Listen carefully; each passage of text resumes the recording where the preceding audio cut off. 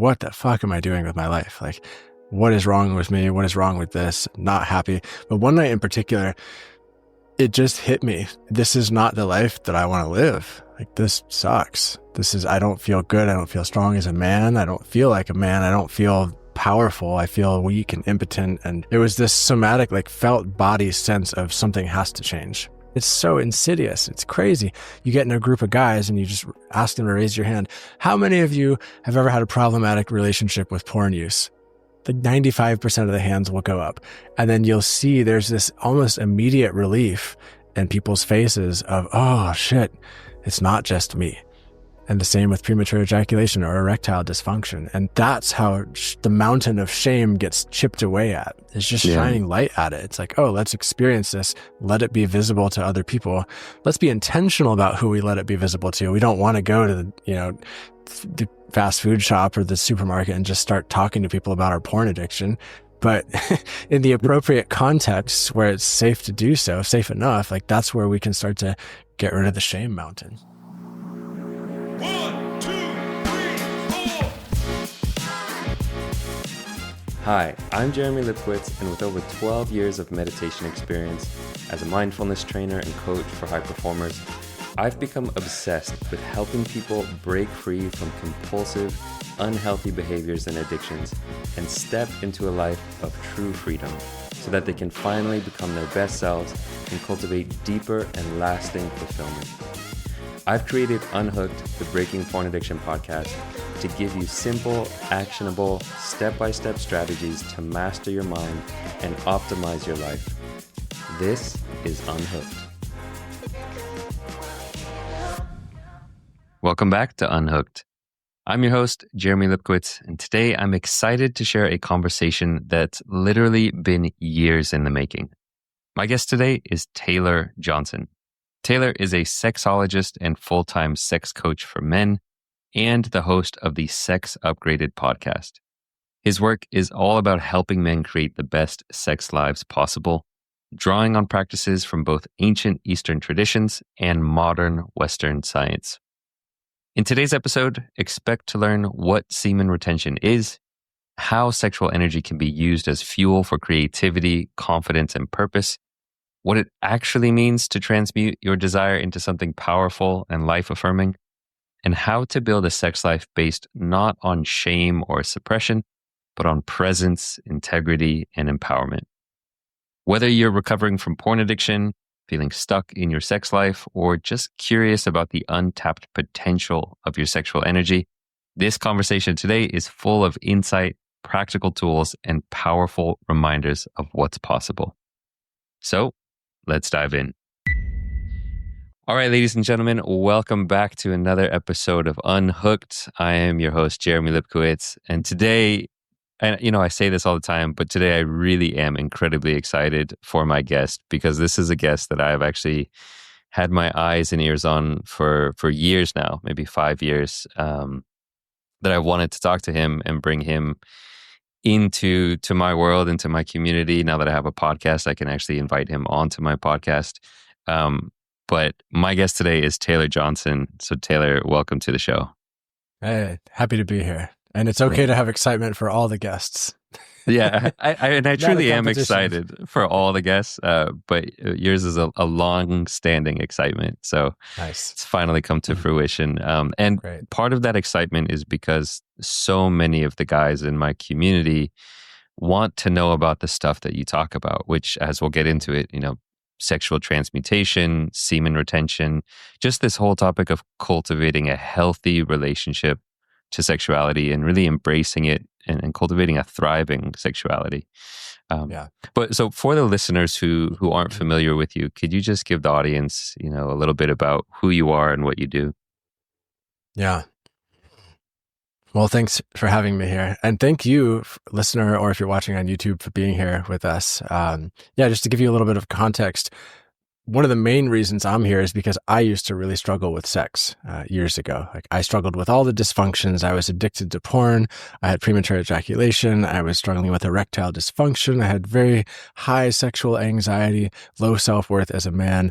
And I even avoided women for a period of time because I was afraid of what would happen when we would actually be intimate. I just didn't want to deal with it. So safe to say I was a total sexual mess. And at a certain point, I made a decision to figure it out.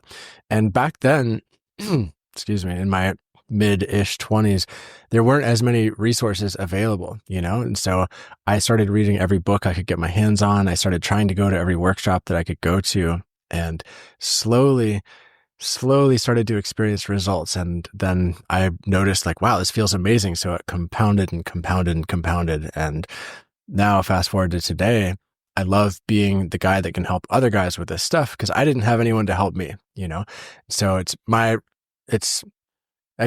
full-time job and my passion to help guys with this stuff because I think it's fascinating. And for me, when I really started to experience results, I noticed that it was more than just my sexual abilities that improved. It was my entire life. It was my friendships. It was my relationships. It was my previous career where I started to make more money and get bigger clients and just overall felt better in life. And I realized like, wow, there's a reason people write books about this stuff. It's not just frou-frou talking points to feel good about sex. It's legitimate material and practice that can actually change your entire life. And that's the short version of why I'm here. Yeah. Well, I'd love to dig in a little bit to get a little bit of a longer version. One of the things I'm really curious about, just because I know that anyone who does what you do or, does kind of the work that we do has a deep pain, experience. And I'm curious if there was a moment for you that was very transformational, something like a rock bottom or some kind of moment where you woke up to the reality of your situation and said, I've got to figure this out. Yeah, 100%. And just to invite also you, the viewer or listener, into a little bit of our context, because I think it's fun relationally to know what's up for us. This is Jeremy's evening and this is my early morning. So if I'm clearing my throat a little bit more than usual, it's because this is earlier than I would ever normally record a podcast. And I'm also like very excited to be here with you. So that's why I've got my coffee in my hands. And there is a very clear moment that occurs to me. I remember laying on the floor of my apartment at the time, somewhere in my mid-20s, and just staring at the ceiling. And this was something that I would do every night, just wondering, like, what the fuck am I doing with my life? Like, what is wrong with me? What is wrong with this? Not happy. But one night in particular, it just hit me like, this is not the life that I want to live. Like, this sucks.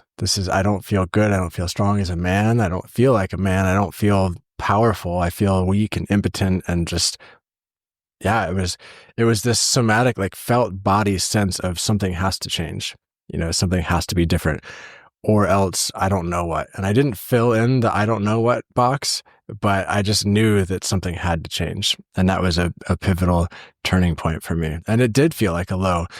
And it was many weeks, if not months of that low, but it all culminated in one day when I realized like, I have to change this. And it sucked and it was painful, and I was confused and I was frustrated and sad and numb all at the same time. It was a confusing time. I'm curious, what was it explicitly that was going on? Was it, you've mentioned porn addiction, kind of, things with erectile dysfunction or intimacy, what was it that was weighing so heavily on you? I think it was all of those things, up until that point in my life, like having good sex was just not something that I had much of because it would almost always end in me ejaculating too early or me not being able to get an erection because of porn. And I also was in a relationship that while the woman was amazing and beautiful, it wasn't really a good match, but I didn't know it at the time. And I was just staying in this thing. Like generally I was just feeling a bit disempowered in my life too, in addition to all the sexual stuff.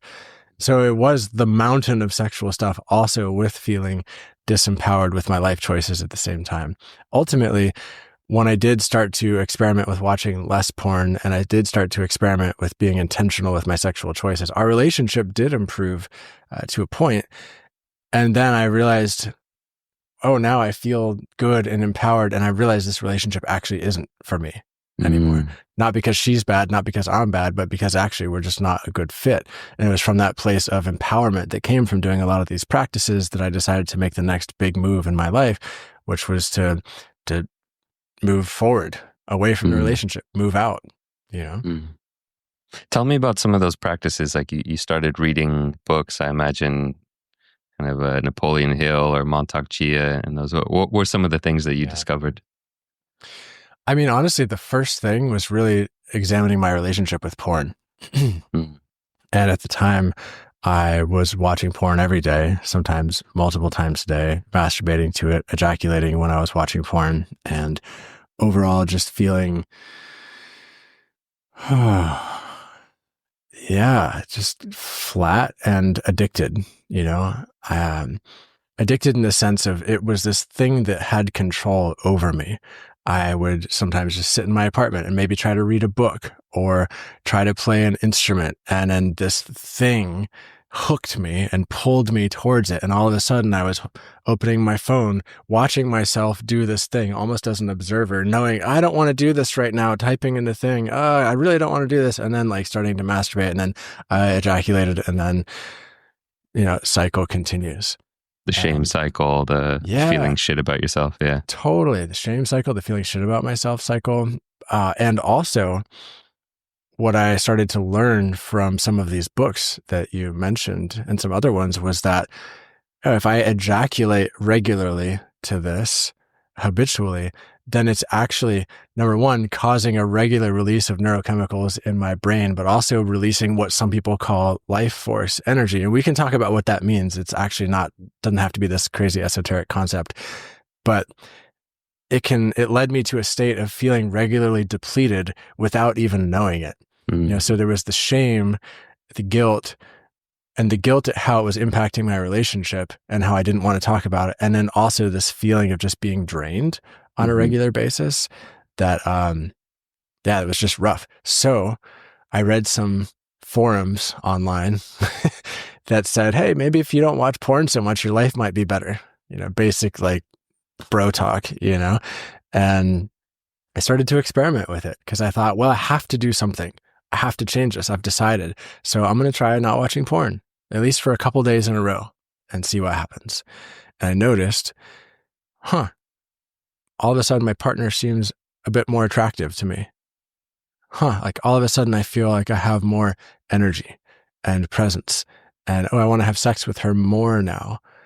And then I would watch porn again and it would crash and burn. And then I would go through this cycle of experimentation for a while until it really hit me that, this is actually really important and I need to sustain this.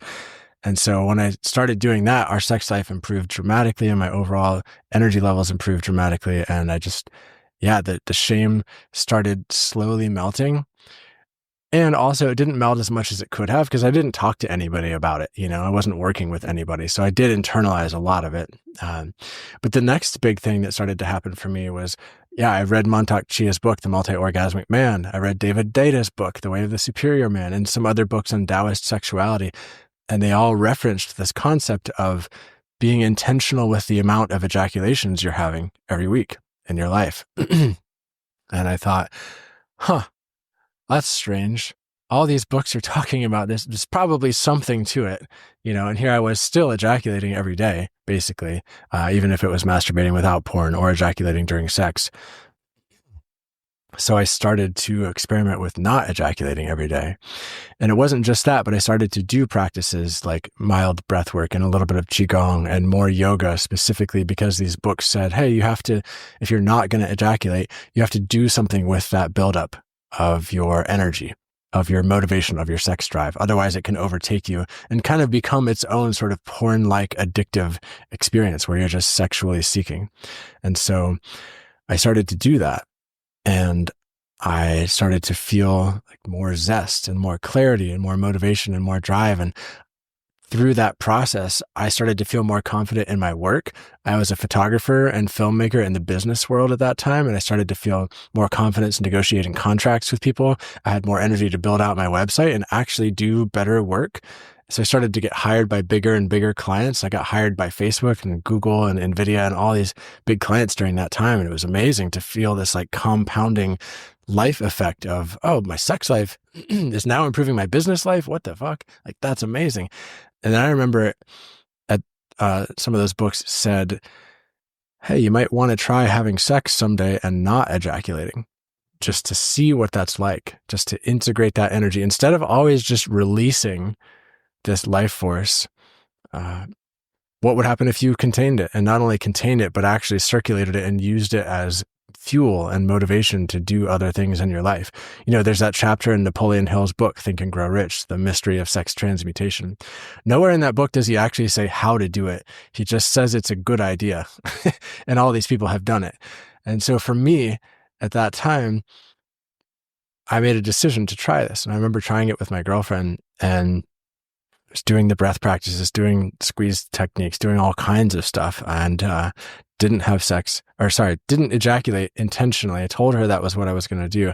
And I went to the grocery store afterwards. And I remember on the drive to the grocery store, just feeling like powerful, potent. And I walked into the grocery store and I felt like my whole body was teeming with energy. And I didn't have blue balls because I did the integration practices.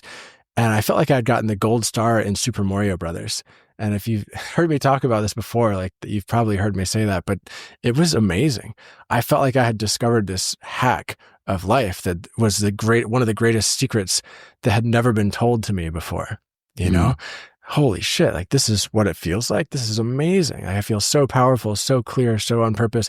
I felt like women were looking at me differently. I feel like people could tell that I felt good. I felt like I was sort of emanating positive presence, energy, whatever you want to call it. And it was this big moment of realization again. Wow, there's a reason people write about this in books. It's not just like bullshit to get sales. It's actually legitimate. And here I was experiencing that. Yeah. Yeah. I paused there. Yeah. I mean, there's so much I want to dive into. One is just a reflection that so many of the conversations I have with men who are struggling with porn addiction, this was true for me, I imagine it's true for you, but just that feeling of shame, the lack of self-confidence, feeling so shit about ourselves. And what you're mentioning here is one of the main benefits of practicing some of these, whether it's semen retention or sexual transmutation practices, is that feeling of presence and groundedness and feeling confident in who you are, that you can look yourself in the mirror and just be proud of who you are. Yeah. 100%. Yeah. That was not something I could do while I was in the throes of this. I never even tried. Like, even the thought right now of doing that back then is, it's what is it? I don't know if it's quite disconcerting, but I just can't imagine myself doing that. I can't imagine myself looking in the mirror and saying, wow, you're doing a great job, Taylor. Like, you're living a great life. Like, no way. Yeah. It's one of the real just harms of porn addiction. Is just the way that it tears you down in terms of your self-worth and your self-esteem.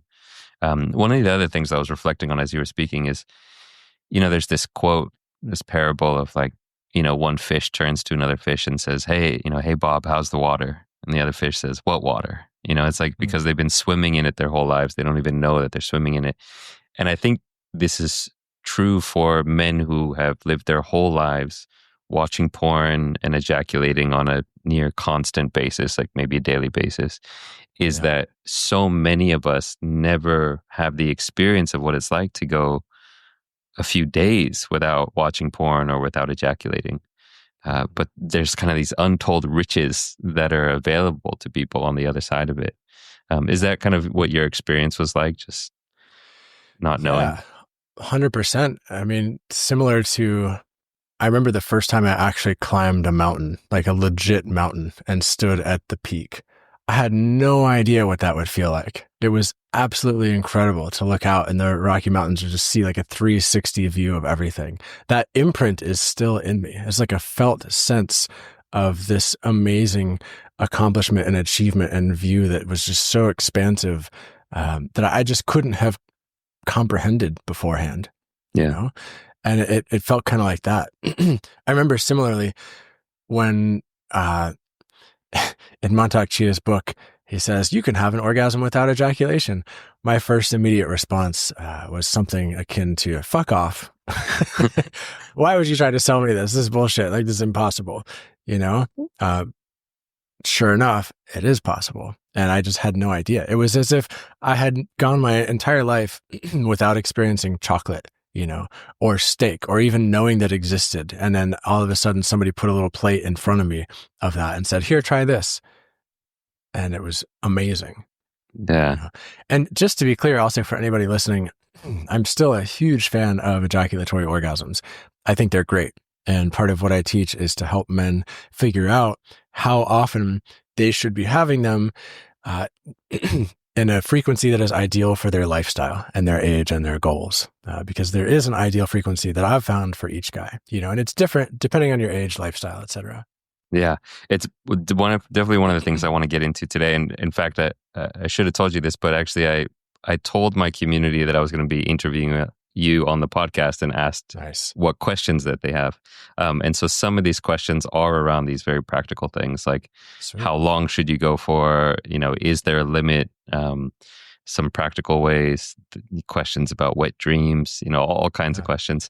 But to give the listeners, a little sense of why I'm so excited for this conversation is that in the porn recovery world, or just the sexual health world with men, so many times there's just this kind of superficial, blunt approach to this topic, which is no fat, like just don't ejaculate and just suppress your desires and hold it back. And I feel like there's no real nuance or understanding of all the different, the nuances of it, how to actually explore these topics in a healthy way.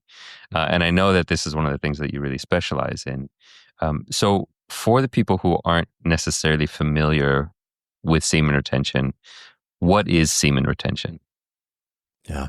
Well, you ask 100 different YouTubers, you probably get 100 different answers. You ask 10 different sex coaches, you'll probably still get 10 different answers. I'll say what it is for me. I like to call it integrative semen retention. And for me, it's the practice of the lifestyle of being intentional with my sexual energy and choices. Included in that is how often I choose to ejaculate or not. So I don't practice long-term periods of semen retention. I have a couple times in my life. And by that, I mean just like 30, 40 days tops. But personally, I find that in my life, I like to ejaculate once every 10 to 12 days-ish.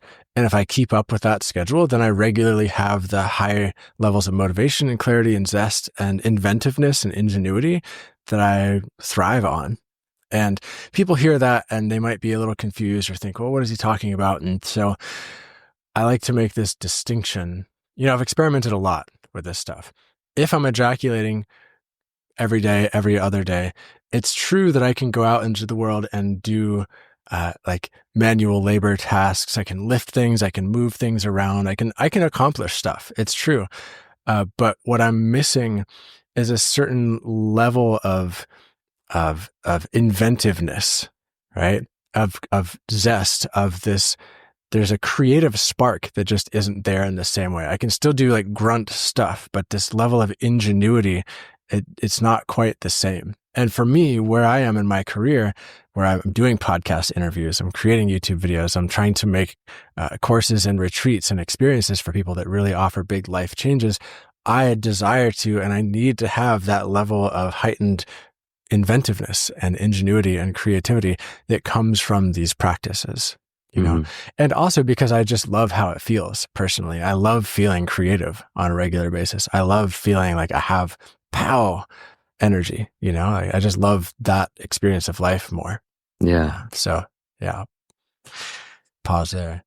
Yeah. This is a question that I was thinking about asking later, but I kind of want to just ask it now, which is one of the side effects that I noticed when I practice, and I am by no means an expert in this. I would say I dabble in semen retention from time to time and have had experiences with it, but it's not necessarily, it's something that I want to explore more and get more into, which is again why I'm happy to have you on today.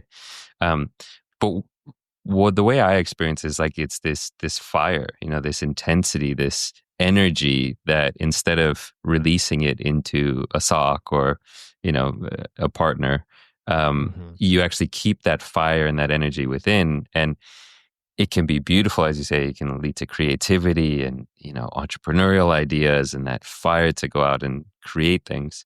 Um, One of the things that a lot of my clients will come and ask me about is sometimes, especially if they're still struggling with porn addiction, if they build up this fire within themselves, sometimes it's like you're just building a bonfire and it has to get released, and they don't necessarily have the tools. And so it ends up causing them to slip and kind of relapse into maybe a porn binge. Yeah. What are your thoughts on that, on kind of channeling the fire? Yeah. That's a great question. There's a piece I want to touch on just before that will merge into that. So we'll get to the channeling the fire in a second, and I'll just add this other piece of context. There's this concept of the statistical bell curve. You know what I'm talking about? Mm-hmm. Like, and if you're listening and you haven't heard this before, it's basically a diagram, a visual diagram of the way that most percentages of people fall into a certain category, right? So in the middle of the bell, if you're watching on YouTube, I'm doing this with my hands. In the middle of the bell falls the majority of guys. And we're talking about how often they should ejaculate here. And so on maybe the right-hand side or the left-hand side, there are two other categories. And so in the middle with most guys, I'm 39 right now. So for me, it's like once every 10 to 12 days. The Taoist systems have different frequencies for different ages. If you're 20 years old, it's more often. If you're 50 years old, it's less often, But within that basic framework, there are people on both sides of the bell curve too. So over here on the right-hand side, there could be guys who need to go 15 days to feel their best. And then there could be guys over here who could go every other day and feel awesome. But the only way you're really going to figure that out is through experimentation, and no one can tell you that. Like, every body is different. Everyone has their own constitution and vitality. But what I find is that most guys fall somewhere in the spectrum of once every 5 to 14 days. Like, that's a broad window, but that's actually less often than most guys are ejaculating already. There's research out there that says most guys are ejaculating, I think 3 times a week, something like that, of all ages. And so that's definitely more than the ideal. And even if you look at it from the biological perspective, there are benefits to going 7 days without ejaculating in terms of a boost of testosterone, and even in the quality of your sperm. If you are going to donate sperm to a sperm bank, they say, come back a few days after you've ejaculated, because if you ejaculate once and then come in the next day, the overall quantity of your sperm is going to be less, and there's going to be less, I don't know, they wouldn't say zest, but I remember I got my semen tested 2 years ago or something, because people said, semen retention doesn't work as a form of birth control. The fertility awareness doesn't work. You're just infertile. So I went and got tested just to see. Turns out I'm fertile. Turns out it does work if you do it well. So I just wanted to add that piece. And then moving into what do you do with the fire? It's a really good question. And that's where I think it's important to look at where these traditions came from and kind of compare it to how a lot of people in the Western world think about stuff. If you look at the Taoist system, if you look at yogic sexuality, tantric sexuality, they see sexual energy, as a potent force of energy that is with us at all times. It's in our entire body. It's with us while we're at work. It's with us while we're, raising our kids. It's with us everywhere. And in the Western world, for some reason, we get into this mindset that our sex just lives in a little box isolated down in our genitals, and we can just compartmentalize it and watch porn and then shut the computer and then go back to our world, and it doesn't affect us. And that's just not how it works. Similarly, in the more esoteric traditions, they see that if you're going to build up energy, because it affects so many things, you have to have a really clear why for doing this. You have to have a reason to do it. And it has to be more than just, I don't want to watch porn, or it has to be more than just, I don't want to do something. There has to be I do want to do this category, something that's important for you that you can put your energy into. Maybe that is raising children, maybe that is being really successful at your job. Maybe that is a creative project, but there needs to be a why that's your sort of guiding light, or light at the end of the tunnel, or something that your path is oriented to. And without that, it's going to be much more difficult to sort of contain and harness and use that energy. And so if you do have that path, if you do have that thing that you're working towards, then you can start to layer in different strategies and different techniques. And I'm sure you go into how to like interrupt the stimulus to watch porn. Like that's probably a thing that you talk about with folks. So I don't need to go into that too much here, but like that's something that you could add on to that. Like, and if you feel like ejaculating, okay, do some push-ups, call a friend, do whatever you need to do to interrupt that pattern, but really have a direction, have a reason for doing this. And then you probably talk about this too, but in the way human psychology works, it doesn't work so well to just stop doing something and leave a void there. It works much better to put a new positive, rewarding behavior in that space too. So maybe that's a hobby. Maybe that's working out or going to the gym, but like doing something generative with that time is also really helpful. Yeah, it's so funny. There's so many similarities between what you're talking about now and the work we do in porn addiction recovery. I mean, It's almost to the T like the exact modules of my program. It's like envision a greater future, like connect with something that's bigger and more compelling, like a compelling vision of the future you want to live. Is the first step. You've got to be in service of something greater. And then, understand the neuroscience behind it, learn how to interrupt these pathways, the amygdala hijack, how to get unhooked from these things. And then, some of just the kind of technical strategies of what do you do when you're gripped by an urge and how do you get off that train? I want to talk about, go for it. So can I just like normalize something here for a second? Like to me, that totally makes sense.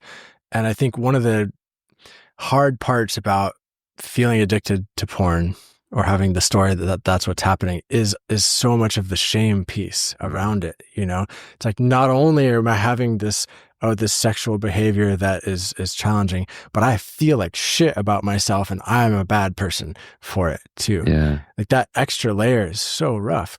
And I just want to normalize that the reason it looks so similar is because it's just a behavior. It's just a human behavior that's not serving us, just the same as if I was just like jacking off every day thinking about birds or whatever, it's like, or having sex with somebody when you shouldn't be having sex with them. Like there are all kinds of sexual decisions we could be making in life that aren't actually good for us. And many of them might feel easier to recover from because there's not this massive shame mountain that comes with porn use. Totally. But in these traditions and what I teach, it's like, well, the pathway is very similar, and you have just perhaps a little bit of extra shame to work through. Yeah. Maybe. Yeah. I love the way you said it, the shame mountain. And for some reason, sexuality has so much shame attached to it. It's like, it's something we don't talk about. We feel so ashamed of. It's suppressed and vilified and we're made to feel bad about it. And yet at the same time, it's also normalized and it's locker room talk and people joke about it. It's this very strange place. And, I remember listening to your podcast a few years ago and just hearing, there's something so healing about hearing men talk about sexuality and talk about masturbation, talk about coming, talk about their cock, these things that we tend to kind of keep so hidden and so private, but then to talk about it in a normal way, the same way you might talk about your grocery list or like what you think about, some sports team. I think it's really healing for us men to be able to talk about these kind of things. Yeah, I do too. And in my group programs and whenever I do in-person stuff, this happens too. We have this strange illusion as men. I'll just speak as if it's me talking. I'm the only person who's addicted to porn, or I'm the only person who's struggling with premature ejaculation. Like we can think that, and it's so insidious. It's crazy. You get in a group of guys and you just ask them to raise your hand. How many of you have ever had a problematic relationship with porn use? Like 95% of the hands will go up. And then you'll see there's this almost immediate relief in people's faces of, oh shit, it's not just me, And the same with premature ejaculation or erectile dysfunction. And that's, that's how the mountain of shame gets chipped away at. It's just shining light at it. It's like, oh, let's experience this. Let it be visible to other people. Let's be intentional about who we let it be visible to. We don't want to go to the fast food shop or the supermarket and just start talking to people about our porn addiction. But in the appropriate contexts where it's safe to do so, safe enough, like that's where we can start to get rid of the shame mountain. And it is super important to talk about. Yeah. Yeah. And one of the things you said earlier, which really struck me, is like in some of these more ancient traditions, the way that they would view sexuality was kind of a core integral part of our life force and everything. Whereas, especially in Western society, we kind of compartmentalize it and say it's this tiny little box that we pull out, once in the evening, but then it's disconnected from the rest of who we are. But to really see it as a vital part of our life force and everything. Yeah. Yeah. And I'm getting the, I don't know, is it intuition or there's a thought forming for me right now, hearing what you just said, maybe trying to switch the semantics of moving beyond it's a part of us and it is us. You are a sexual being. I'm a sexual being. Like you have desires. I have fantasies. I want to fuck people a certain way. That's great. That lives in my body. How can I own that when I go out into the world? Instead of going out into the world and I'm at the grocery store, I'm not a sexual being. I'm just here to get oranges. Like that's, what if I were actually an embodied sexual being getting oranges? And that doesn't mean I'm like lustfully staring at people or like rubbing myself at the store. It just means it's a different way of standing. It's a different way of owning my experience and taking up space in the world and being a stand for what it means to be a healthy man, And if there is somebody you're attracted to, then you could smile at them from that place too. And that's fine. And that's great. Like if you don't need something from somebody, you just see that they're attractive and you can own your desire and just like, oh man, hi, that's amazing to be able to offer that. And I think actually the world really craves that.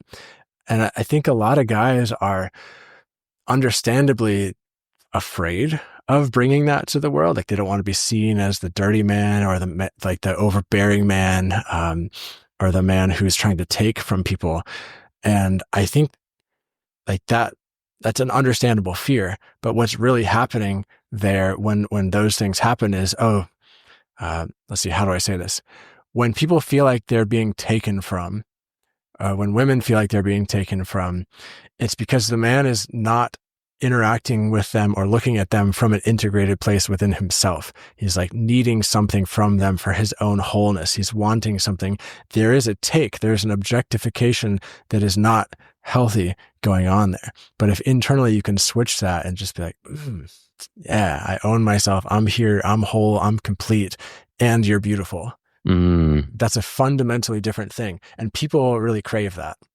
In my experience and what I've seen and what I've talked to tons of people. No, I mean, I resonate with that 1,000,000,000%. In my past, I've had so much of this experience of being afraid to show sexual interest. Not wanting to be a creep, not wanting to make a girl feel uncomfortable, and so doing this kind of shady way of trying to express my interest, which, as you say, when it's hidden in that way, when it's a shadow, it's actually not from a place of integrity, and it never comes off in the right way.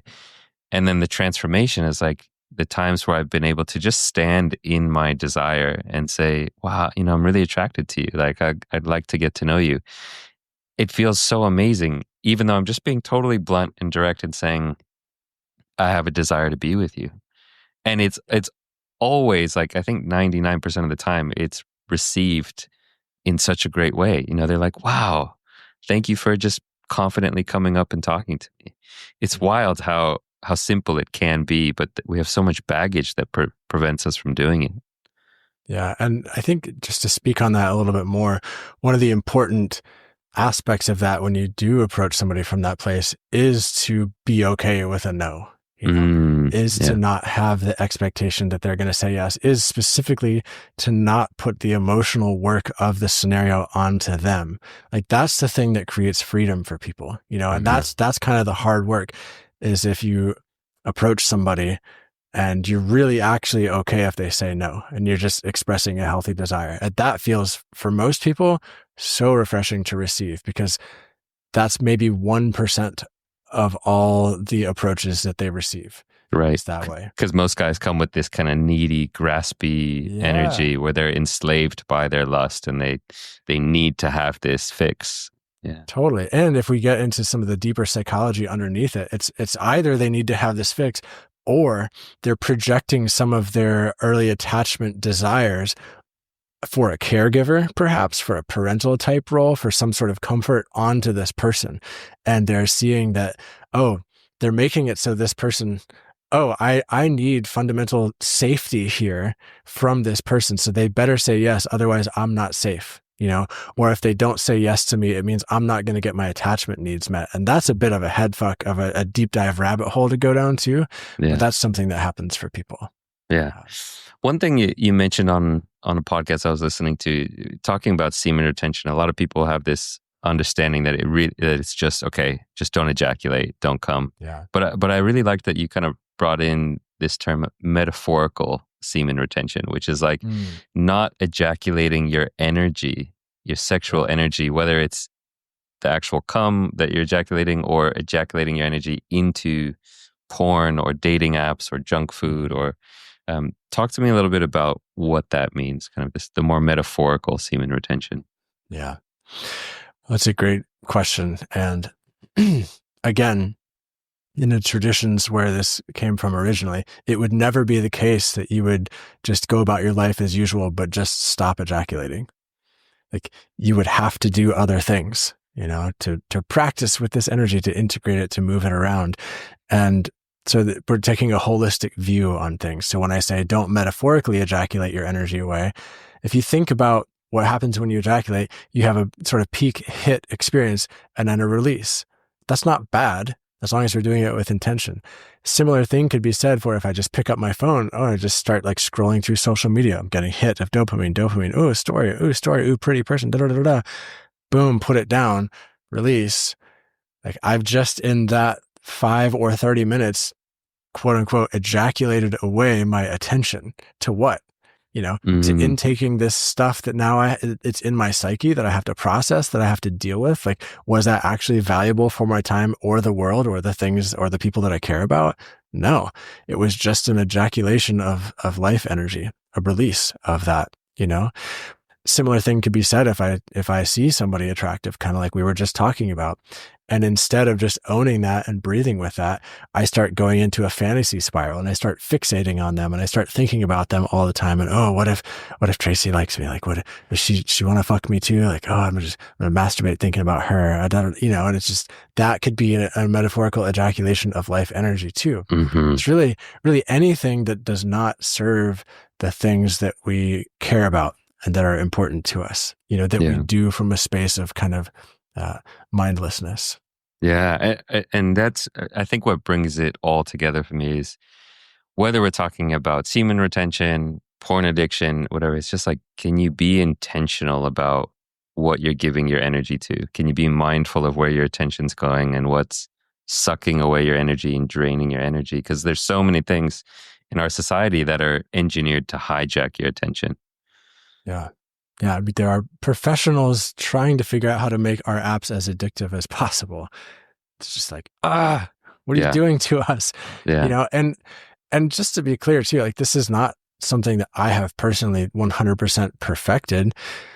Excuse me. It's a practice. It's a practice for me too. Sometimes I catch myself just scrolling on the phone, and that's why I've installed apps to limit my scrolling time. After 30 minutes of any social media use combined on my phone, it shuts down for the day and I can't get back into it. And for me, that was a strategy that's really helpful because I don't want to do that. Yeah. I want to make sure we get time to kind of just dive into some of these really practical tips for guys. But one kind of last question, is there anything that you wish more people knew about semen retention? Yeah, and I think I've spoken to it here a fair amount, but it's that it needs to be a lifestyle practice. It can't just be this simple thing of stopping ejaculating. Like that's not healthy. Mm-hmm. You know, it's not Yeah. healthy for people. Like you need to do something. It misses the Do point something. almost. It's not Yeah. just about not ejaculating. It's, okay, what are you doing with that energy? Yeah. And the word semen retention itself literally mean retaining the semen. So that might be part of the problem, you know, and that's why I started to put the word integrative semen retention in front of it as an attempt to semantically suggest that there's more going on. You know, we could call it a healthy sexually integrative lifestyle, but that's a lot more words. That's, you know, it's just a different sounding thing.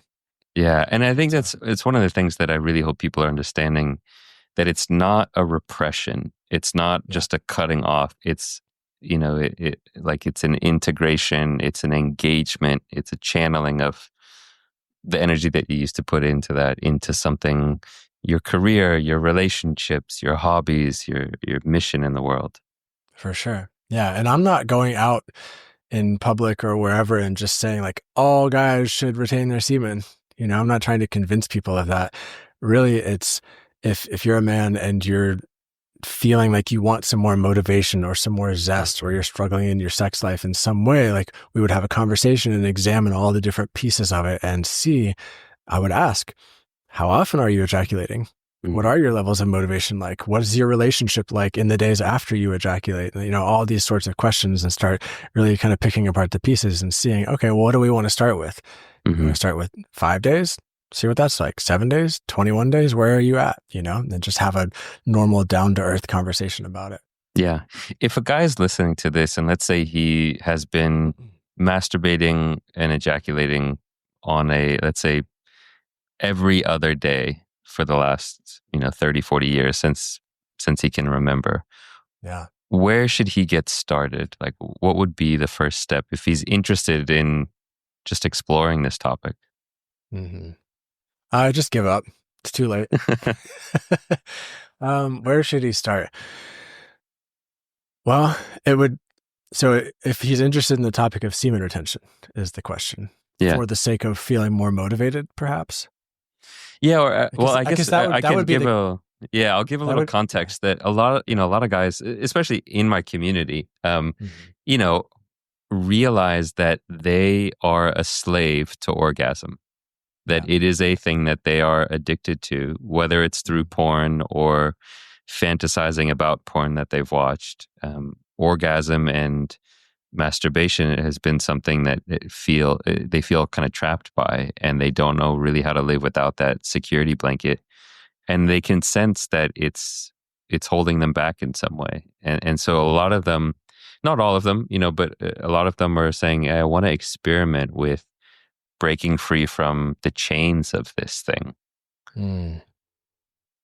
Yeah. Yeah. Well, I think the fact that you're already having conversations with these guys, like if you're in this space and you're already having conversations with Jeremy, like awesome. Like that's a big first step, is just to connect with somebody else about it, And then if it's not a coach or mentor type figure, then connect with a friend. See, maybe there's somebody else in your community that you can become accountability partners with, and just talk about this stuff. Like the more you can have open conversations about this with folks, I've found the better, And again, get clear on your why, and then just make a commitment to start experimenting. I know that sounds super simplistic in some ways, but like that's I think I get it, because it's kind of like the only way, it's like a new territory, a new country that you've never been to. And it's like, we could give you like guidebooks and picture books of what this country is going to be like. Or we could just say, just put your foot over the fence and start walking in this territory and experience it and see what your experience is like. Here's what I would say to that. If you're going to start practicing semen retention in some form, at least get my free guide You don't have to buy anything from me.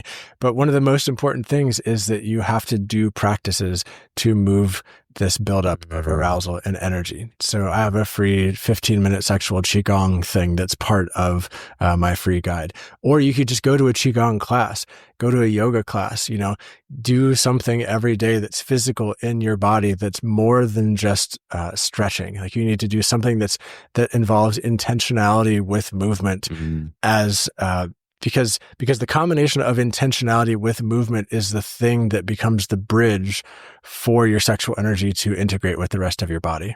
It's very, very difficult for any man to just sit around and maybe even just go for a walk and have his build up sexual energy integrate into his system. There needs to be something else that happens there.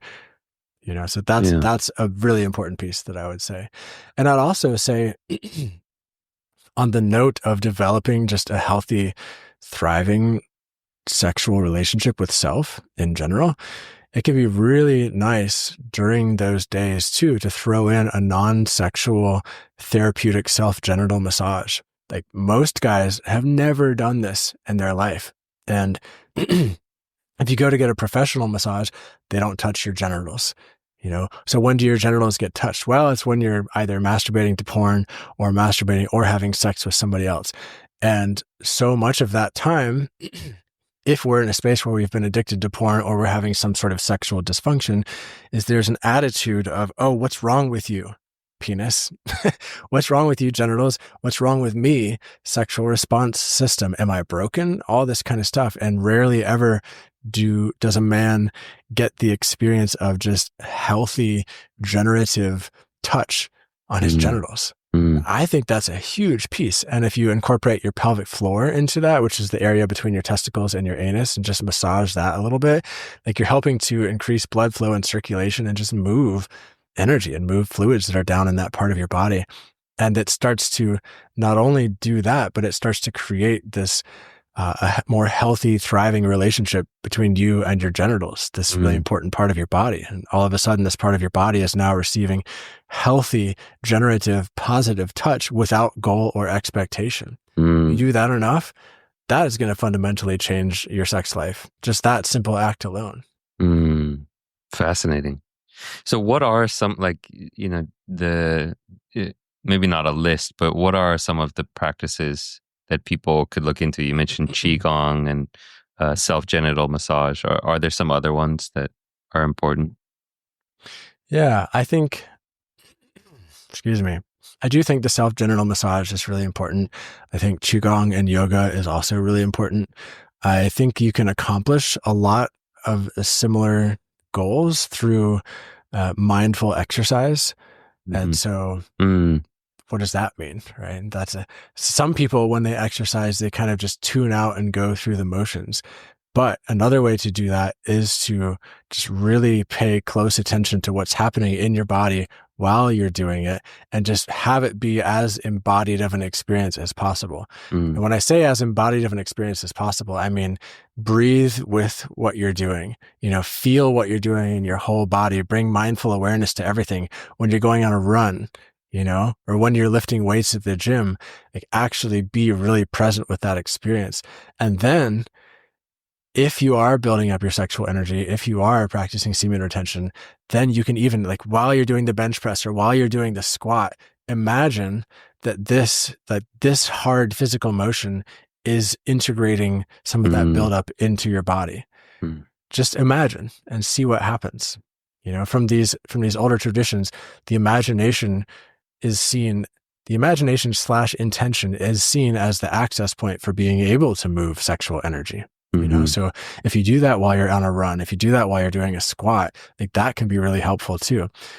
Sometimes, depending on where people are in the world, you might not have access to a Qigong class or a yoga class with a teacher that you resonate with. So maybe the gym is where you need to go. So bring that level of focus and attention to the exercises there. Like maybe don't listen to a podcast, don't listen to the news, like maybe listen to some music that really helps you feel like, like that, and do that and see what happens. Yeah. So I guess what I'm hearing from you is just really being in your body, being intentional and actually feeling the energy in your body and maybe even visualizing kind of that energy being transmuted or channeled into something healthy. Yeah, bringing the awareness of the sexual energy into the experience. So, for example, sometimes what I like to do is if I'm going for a run, I do like to jog, but I'll fit in moments of high intensity sprinting, just because I like the effect of that. And sometimes I remember there's this one hill that I do like to run up. I'll imagine I'm using my sexual charge that I've built up as fuel to sprint up the hill. And maybe it's a trick of the mind, whatever, but it works for me, and I feel like, boom. Like a little nitro really boost pack. Yeah. It's like, this is my sexual energy nitro boost. Yeah. And it's integrated afterwards. Right. Like that awareness of sexual energy through these practices, it's a big thing. And I think, it's like just for all the guys listening and the women as well, but like to just know that to experiment with this and to see what it's like to have some of that energy and what you can do with it, there's only been a handful of times that I've really practiced semen retention in the context of like healthy sexuality, but they were mind blowing. I mean, some of the most amazing, incredible sexual experiences I've ever had were in the context of not ejaculating and having sex. So yeah, for all the guys out there to just experiment with it. Yeah. And if you're listening right now and you're thinking, well, I don't really want to try semen retention right now, but I would like to have better sex. Great. There are pathways for that too. And one of the best pathways for that is to start an intentional masturbation practice. Start and bring that level of awareness that we were just talking about in working out to masturbation sessions. Get your whole body into it, move your hips, move your whole body, make sounds. And, you could even visualize that you're fucking somebody else, but that's a tricky line because you don't want to get lost in fantasy. You want to stay really connected to your body. But if you do that, and if you do that for an extended amount of time, like more than 10 minutes, I like to get guys doing that for 20 minutes at a time minimum, then your body gets to relax into the sexual experience. You get to experience what it's like to be in sexual pleasure in a relaxed way. And that's amazing. And when you're able to do that, that can open up so many doors in the sexual experience. And I think what I'm talking about right now is it's a fundamental perspective shift between NoFap and the semen retention world, and I think that for a period of time, for a lot of guys, doing the NoFap thing can be great. Sure, take a break from masturbation, take a break from sex, take a break from porn, just totally cut that out so you can have a reset moment.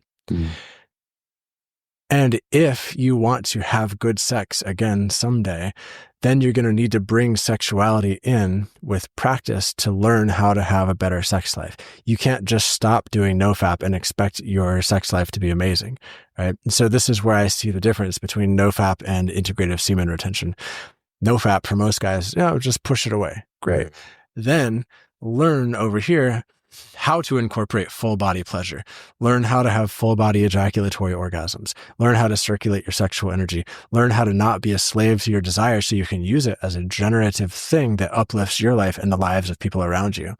Because that is a possible reality to get to, you can be in front of it. You can be in choice, and it can be a really beautiful thing. And that takes practice. Yeah. I think what you said there about not being a slave to it, but you can still enjoy it, if you're able to have a healthy relationship with it. 100%. A few, questions from my community. One of the questions was, is there a limit on how long one should retain semen? And I know you've kind of already answered this, but just this understanding that longer isn't always better. If you could just speak to that a little bit. Yeah. I'm of the perspective that longer isn't always better. We are biological creatures. We are wired to procreate. We do have certain physiological benefits that come from ejaculatory orgasm. So I think it is useful to have semi-regular ejaculatory orgasms just so our biological creature stays happy, And I think unless you're a monk or a priest or living in some sort of community context surrounded by people where the entire point of being in this space is to not be sexual, but instead to use your energy intention for some other thing, like then don't try to retain for a long period of time beyond 30 days. Don't try to go for 90 days or 6 months, because that's, for a lot of people, that's going to create problems. That's going to create frustration, tension, blue balls, possibly inflammation of the prostate, but like all kinds of stuff, And I find that most guys can go up to 21, 30 days on their own without a big community context if they're doing practices, like if they're doing the self-genital massage, if they're doing qigong, if they're being intentional with this kind of stuff. But beyond that, there gets to be this sort of plateau, right? Mm-hmm. So this is where we can make a differentiation between the physiological, biological, neurochemical benefits of semen retention and the psychological benefits of not habitually or addictively ejaculating. Right? So the physical benefits absolutely plateau. What has the potential to keep going is how you cultivate a healthy relationship with your sexual choices. And so if it's possible for you to have 6 months of healthy choices with your sexuality and have some ejaculations in there, to me, that's the winning ticket. That's the winning ticket. A lot of people conflate, like semen retention is about more than just not ejaculating, as we've already talked about. It's not about ejaculating your attention away on the phone too. And so if you can do all those things, like that's the whole lifestyle that can go beyond. So that's in a different category of just the ejaculation, not ejaculation, ejaculation, not ejaculation kind of a thing. Yeah. Does that make sense? Did I speak that clearly enough? It totally does. And I would say, it makes sense to me that that's the winning ticket also, that it's not necessarily, hey, you should go for a full year without ejaculating. It's that you should go as long as you can, being intentional about your energy with your mind, with your body. Whether or not you biologically actually ejaculate once every 3 weeks is a different question. But even when you're doing that, can you be intentional with it? Yeah. So let me give you a really practical thing to do, because a lot of guys, the fear of ejaculating is that they've associated so much negativity with ejaculation that it becomes a shameful experience afterwards, or they fear that they've relapsed or that they will relapse more. And it's just a whole bag of shit associated with it. So if you're a guy, you're practicing semen retention, you're getting to day 20, day 21, day 25, and you're starting to feel like, oh, this is more than I can handle, but I think I want to keep going, but I don't know. I'm starting to fantasize more. There's a way you can intentionally have an ejaculatory orgasm that actually leaves you feeling restored, So it's pretty simple if you can do it. You just have to actually make a commitment to do it. And so here's the basic outline. Self-pleasure, masturbate for a minimum of 20 minutes before you ejaculate, and during that time, again, breathe deeply, get into your body, make sounds, move your body. Like, don't just sit still and just move your hand up and down. Like, treat it like a lovemaking experience with yourself. And then when you do choose to ejaculate, make it a big fucking deal. Like, make sound, celebrate, move your body, like go as deeply, as fully into the experience as you possibly can. And then lay down. Like, don't do anything else. Just allow your system to completely go into the release of the experience for another 20 minutes. Like literally 20 minutes, not 5, not 10, but let your system actually go through the release cycle of ejaculatory orgasm. What you'll find somewhere around the 15-minute mark for most guys is that there's a switch that happens from this experience of depletion to an experience of restoration. And there's this wave of kind of sparkly, life-giving, effervescent quality of energy that can come into the body if you allow yourself to fully go into the release of the experience. And then you will not feel depleted afterwards. The way that a lot of guys feel depleted afterwards is that they ejaculate and then they immediately go into cleanup mode, and then they try to start doing tasks. Oh, I'm going to wipe this up and then I'm going to use the bathroom. I'm going to cook myself some food and it's less than 5 minutes since your ejaculation. It train wrecks your system's release cycle. So I want people to start thinking about, yes, we have a larger cycle of ejaculation to next ejaculation, but there's also a refractory period that happens afterwards. That's the way most people think about it. But I'd like you to switch your thinking about it into a new concept of the post-ejaculatory release restoration cycle. Like that time exists. And if you're cognizant of that and include that in your intentional release, you're going to feel 10 times better. Seriously, lay down and do fucking nothing. Like if you get up at 10 minutes to switch something and lay back down, you're going to like kind of interrupt the experience a little bit, and if you do this, undo that. Yeah. If you do this right before bed and you like, cause I know a lot of guys, do it kind of right before they go to sleep. It's like the last thing. Does that also like if you actually full on fall asleep, does that also interrupt this kind of rejuvenating aspect of it? Or that's a great question. And if the tricky part about doing that right before sleep is that most people aren't bringing the level of intentionality they need to the experience. They're still approaching it with this kind of like get off so they can sleep mindset. I'm talking about a different approach to the whole sexual experience where you go into it from a pleasure positive perspective, trying to have the most pleasure you can have during that time and trying to have a celebratory release with a good solid period of time afterwards where you're just going to lay there and soak it up. Right. And you pay attention to it. Like you don't want to let your thoughts drift. Like it's a mindful laying there, but you're not doing anything. Right. It's an actual experience. Like you've actually set aside time, been intentional. I'm going to do this thing as opposed to like the chore of, okay, let me rub one out so that I can fall asleep more quickly. 100%. Yeah. It's think about it like receiving a massage, like it's an act of receiving. Like you're allowing yourself to receive from the experience. So if you can do that and then go to bed, maybe you have candles going or maybe you have low light. And then after the 20 minutes of receiving, then you turn off the light to go to bed. Like that would be advantageous. Yeah. Way more useful than just jerking off and then going to sleep. Yeah. Amazing, man. It was super fascinating. And yeah, really interesting stuff. Last question for you. Is there any last words that you'd have for people listening, who are maybe struggling with porn addiction or masturbation?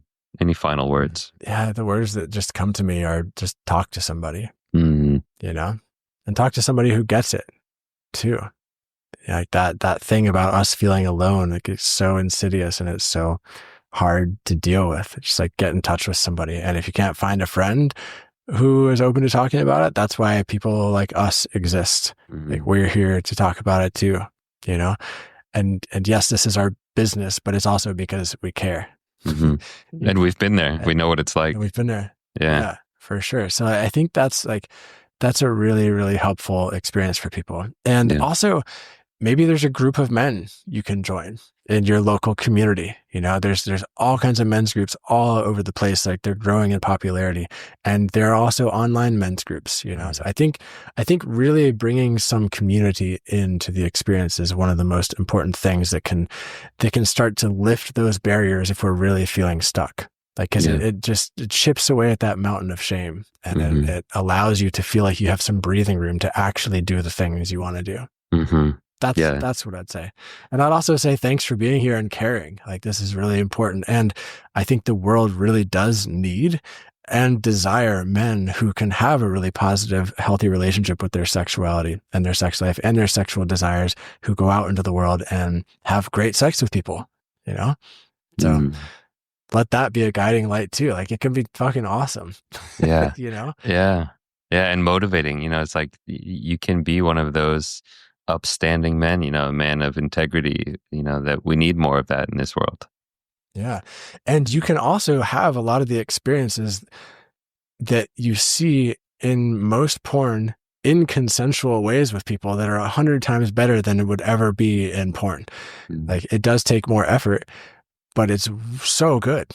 Mhm. You know, like being a man of integrity doesn't just mean you have sex in missionary position. Like it means you can fuck people from behind. It means you can explore kink. You can consciously objectify people and choke people and slap and be slapped. You can do all of this stuff within the realm of authentic connection and attunement and consent. And it's beautiful and sexy. And it's people actually want that. Yeah. And I think what allows you to do that is when you're not enslaved by it, when you are still master of your emotions and doing things intentionally, doing things from a place of presence of like, yes, this is something I want to do, not being enslaved by it and just, because you need to get your hit kind of thing. Totally. Yeah. Intention. Yeah. Well, final thing is, where can people find out about the work you do, some of your programs? Where should they get in touch?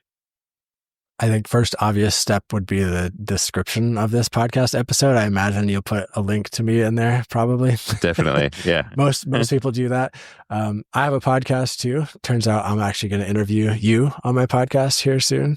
It's called Sex Upgraded. It's all about sex, as you could imagine with a title like that. And I'd say that's probably a great place to start. Peruse that and see if, here's it. So I have an episode that's all about sex transmutation, and it goes really in depth with some very practical techniques and also examinations of what sexual transmutation is. It's about 40 minutes. It's not super long, super practical. It's one of the most popular episodes that I have. It's very useful. I'd say check that out first. Maybe we could even link to that in the show notes, because that's I think it's very applicable for this conversation, actually. Definitely. A great next step. Yeah, I will link all of that down in the show notes for the people listening. And yeah, check out his podcast, folks. Like, it's a great podcast. I've been listening to it for years. Some wild characters come on your podcast also. So that's true. Yeah, some wild topics on your podcast. Yeah. Well, anyways, it's been a pleasure having you on the Unhooked podcast, and looking forward to joining you for a conversation on yours. But thanks for joining me. Yeah, man. Thanks so much for having me on, and thank you for listening and watching. It's an honor to share this time with you. See you next time. All right, folks, that's it for today. We'll catch you guys on the next episode of Unhooked.